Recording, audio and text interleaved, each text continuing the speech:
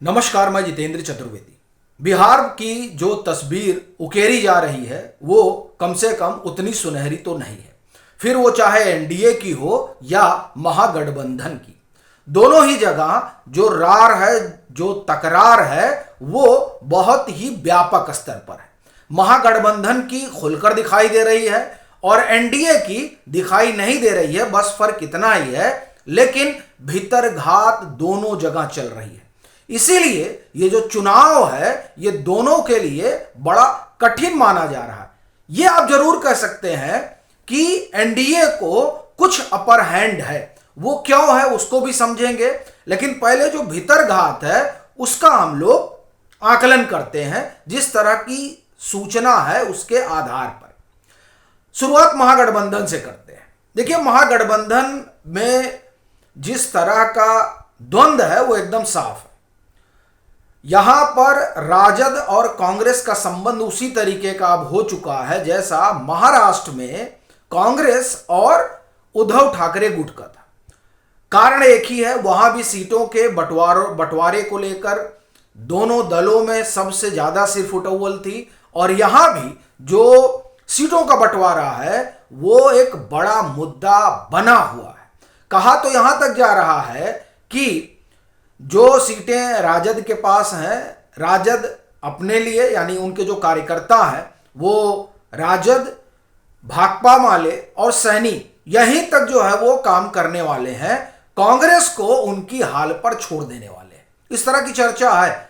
कांग्रेस खेमे में भी इसी तरह की चर्चा है कि हम अपने लिए काम करेंगे, राजद देख ले। लेकिन सवाल यह है कि कांग्रेस के भीतर अगर ये चर्चा है तो उस चर्चा का कोई मतलब नहीं है, क्योंकि बिहार में कांग्रेस मतलब शून्य।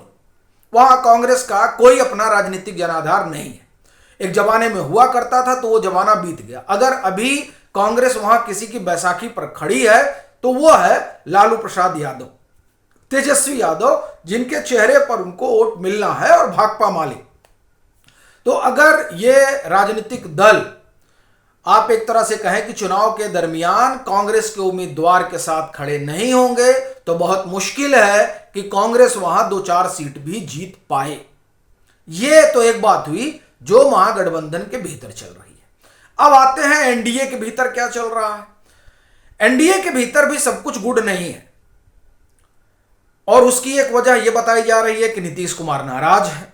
अब वो नाराज हैं या उनके आसपास के लोग नाराज हैं, ये अपने आप में बड़ा प्रश्न है। चूंकि नीतीश जी को लेकर कई तरह की चीजें बताई जा रही हैं तो मैं उस पर तो नहीं जाऊंगा, लेकिन वो नाराज हैं इस बात का अंदेशा कम है।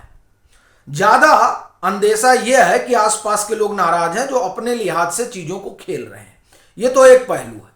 दूसरा पहलू यह है कि 2020 में जो कुछ जदयू के साथ हुआ, उसमें जो जदयू का अपना समर्थक वर्ग है वो सिर्फ चिराग पासवान की भूमिका नहीं देखता है, वो उसमें भाजपा की भी भूमिका देखता है। क्योंकि उसको लगता है कि भाजपा अपने हनुमान को मना कर सकती थी, लेकिन हनुमान तो माने नहीं। तो इसलिए वो जो है जदयू 40-42 पर आकर सिमट गई। यानी जो वहां पर आप एक तरह से कहें कि बड़ा भाई हुआ करती थी, उसका मानना है कि भाजपा के इशारे पर चिराग पासवान ने उसे छोटा भाई बनाया। यह जो टीस है वो टीस अभी तक गई नहीं है, यह चर्चा है। चिराग पासवान की तो हालत बहुत खराब होने वाली है। वो भले ही 29 सीट पर लड़ रहे हों, लेकिन जमीन पर जो आप एक तरह से कहें कि मनमुटाव है, उस मनमुटाव के बारे में साफ तौर पर कहा जा रहा है उन लोगों के जरिए जो बिहार के ग्राउंड जीरो पर मौजूद है। और वो बहुत सुनहरी तस्वीर नहीं देख रहे हैं चिराग पासवान के लिए। वो 29 सीटों पर जीत रहे हैं, कहा नहीं जा सकता है क्या, मतलब लड़ रहे हैं, माफ करिएगा, 29 सीटों पर लड़ रहे हैं। वो कितनी सीटें जीत कर आएंगे ये कोई कह नहीं सकता है। कारण जदयू का जो वोट है वो उनको कितना मिलेगा। आप देख रहे होंगे कि लगातार चिराग पासवान जो है वो नीतीश कुमार से जिस मुद्रा में मिल रहे हैं उससे वो बर्दाश्त चाहते हैं नीतीश कुमार का। लेकिन बड़ी चीज है कि क्या जो नीतीश कुमार का समर्थक है वो चिराग पासवान को बर्दाश्त कर पाएगा। चूंकि वो भी जानता है कि आज जो जदयू की स्थिति है उस स्थिति के लिए जिम्मेदार कौन है। तो ये मामला है चिराग पासवान का। भाजपा की अगर आप बात करें तो भाजपा और जदयू में देखिए तालमेल तो दिखाई दे रहा है, लेकिन बड़ा सवाल यह है कि क्या वो जमीन पर वैसा ही है, खासतौर से तब जब ये विमर्श खड़ा किया जा रहा हो कि नीतीश कुमार नाराज है। ये विमर्श भाजपा अगर तोड़ पाने में कामयाब होती है तब तो एक अलग परिस्थिति बनेगी, लेकिन अगर तोड़ पाने में कामयाब नहीं होती है तो सीटों में कुछ इधर उधर होगा। जैसे कि माना जा रहा है कि नहीं भाजपा को खूब सीटें मिलने जा रही हैं, मुझे नहीं लगता कि ऐसा होने वाला है। यानी 80 सीटें, 70 सीटें, 75 सीटें, ये मैं आज की स्थिति में कह रहा हूं कि ये जो विमर्श खड़ा किया जा रहा है कि नीतीश कुमार नाराज हैं, अगर उस विमर्श को बीजेपी काउंटर कर देती है तब परिस्थितियां अलग होंगी। तो ये है वहां पर। लेकिन इन सब के बावजूद ये जो तमाम तरह की आप ये कहें कि परिस्थितियां हैं, उसके बावजूद भी एनडीए की आप ये कहें कि मुश्किलें बहुत ज़्यादा नहीं है। और उसके कहने की अपनी एक वजह तो यह है कि जदयू का परफॉर्मेंस ठीक होगा इस बार, मतलब 2020 की तुलना में। उसका तो एक कारण यही है कि सब लोग इकट्ठा हो गए हैं। पिछली बार उपेंद्र कुशवाहा भी नहीं थे, चिराग पासवान भी नहीं थे, चिराग पासवान तो खिलाफ ही लड़ रहे थे, तो एक तो सब इकट्ठा हो गए हैं। दूसरा जो बड़ी चीज है वो ये कि उनके वोटरों में इस बात का तो दर्द है ही है कि नीतीश जी जो है 40-42 पे चले गए थे। ये भी एक फैक्टर है जो जिससे लग रहा है कि इस बार जो है उनके लिए एक अलग तस्वीर निकलकर सामने आएगी। और साथ ही जो जातीय गणना हुई है उसका भी असर है नीतीश कुमार के पक्ष में। तो इस तरह से आप देखें तो एनडीए के लिए मामला ठीक दिखाई देता है। कठिनाई तो रहेगी ही, क्योंकि चुनाव जो है वो अपने आप में एक बड़ी चीज होती है। लेकिन इसके अलावा जो सबसे बड़ी राहत की बात है वो है प्रशांत किशोर। अब आप चौंकेंगे कि प्रशांत किशोर तो कहा जा रहा है कि बड़ा वोट काट रहे हैं भाजपा का।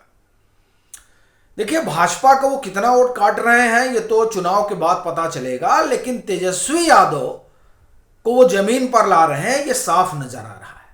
अब आप चौंकेंगे भी और ठिठकेंगे भी, ऐसा कैसे हो सकता है। तो मैं आपको 2020 में लेकर चलता हूं और फिर जो वोट अधिकार यात्रा इन लोगों ने निकाली थी अगस्त में, वहां लेकर चलूंगा। 2020 में युवा जो है वो तेजस्वी यादव के पक्ष में लामबंद थे, वो 2025 में भी लामबंद है। उस लामबंदी को अगर कोई तोड़ रहा है तो वो प्रशांत किशोर है। प्रशांत किशोर एक नए बिहार का जो सपना उकेर रहे हैं और उस सपने के पीछे जो युवा है वो भाग रहा है। और ये वही युवा है जो तेजस्वी यादव के साथ खड़ा था, क्योंकि उसके पास कोई ऐसा विकल्प नहीं था जिसको वो लगे कि हाँ वो ला सकता है। अच्छा, फिर तमाम आप देखिए कि प्रशांत किशोर ने अपनी जो आप ये कहें कि चूंकि वो लंबे समय से चुनाव लड़ाते रहे हैं तो वो जानते हैं कि चुनाव लड़ने के लिए क्या जरूरी है। तो कोचिंगें जो हैं वो एक तरह से कहें कि ब्रांड एम्बेसडर बन गई हैं प्रशांत किशोर का। मैं यूट्यूब पे ही एक रील देख रहा था। अब देखिए प्रधानमंत्री ने भी रील की चर्चा की है तो मैंने कहा कि रील देखना चाहिए। उस पर एक शिक्षक है, नाम मुझे नहीं पता है, लेकिन वो जो कह रहे हैं उससे एक बात समझ में आ रही है कि बिहार में जो कोचिंगें हैं वो प्रशांत किशोर के पक्ष में जरूर जो है वो समर्थन जुटा रही हैं। उन्होंने जो कहा वो बड़ी बात कही और हर वो युवा जो पढ़ लिख रहा है उसको ये बात उद्वेलित करेगी। उन्होंने क्या कहा, उन्होंने कहा कि देखिए प्रशांत किशोर का जीतना बड़ा जरूरी है, क्योंकि अगर वो नहीं जीते तो कोई पढ़ा लिखा आदमी जो है वो राजनीति में आने की हिम्मत नहीं जुटा पाएगा। नीतीश कुमार क्या पढ़े लिखे नहीं है? नीतीश कुमार इंजीनियर है।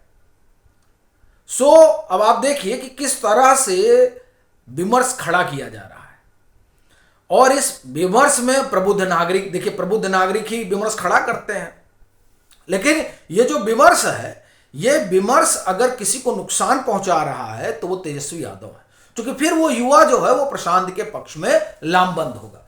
तो कुल मिलाकर अपना कहना यह है कि जो चुनाव आमने सामने का होना था उस चुनाव को त्रिकोणीय बना दिया है प्रशांत किशोर ने। और ये जो त्रिकोण बना है वो त्रिकोण एनडीए के पक्ष में है, बावजूद इसके कि एनडीए के अंदर भी तकरार है महागठबंधन की तरफ। बाकी आपकी अपनी क्या राय है जरूर